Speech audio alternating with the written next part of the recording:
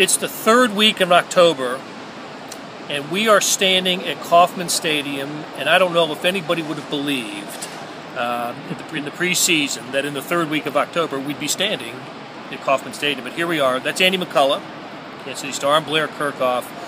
It is the eve of the 110th World Series, Royals versus Giants. Who'd have thought?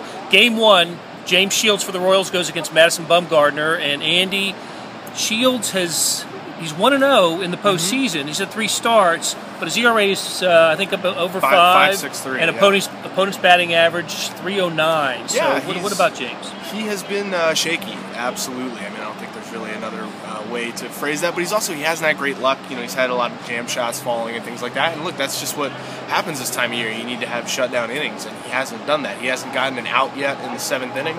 You know, he is not. I mean, he says he feels good, but obviously he's logged a ton of innings this year. He passed a kidney stone last week, which you know, had him throwing up and all that, the fun stuff that kidney stones do to you. So he's not at his best right now, but no one's at their best right now. It's the end of October, you know, or the middle of October. So they need him. You know, basically, if his changeup's working, you know, he can get through lineups. He can, and he's had trouble, you know, throwing his changeup for strikes and not sort of tipping it.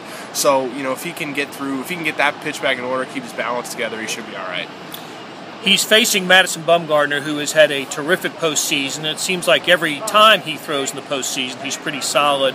Andy, what about the Giants? They have, they're on the verge. Maybe we can call them a mini dynasty, or maybe we can not call them a mini dynasty. If they win this World Series, that'll be 3 in 5 years. It'll be dynasty. I think it's the standard in baseball right now. Is there some kind of aura about this Giants team? I think they remind you maybe of the Yankees in the 90s, in that you know, they have a core of players.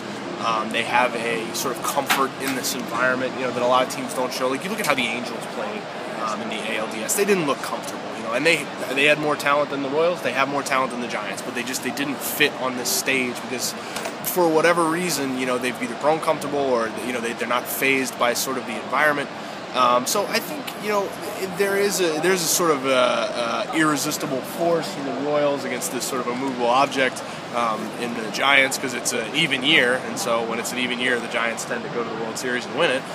So it's an interesting matchup. The teams are very similar. You know, they play a similar brand of baseball. The Giants are better offensively. I think the Royals obviously have a better defense. So it matches up pretty well, and it should be fun. I mean, it's kind of an aesthetically pleasing matchup, even if it's 2 wild card teams that didn't win 90 games during the regular season. Well, follow the coverage of the World Series in the print editions of the Kansas City Star and online, kansascity.com.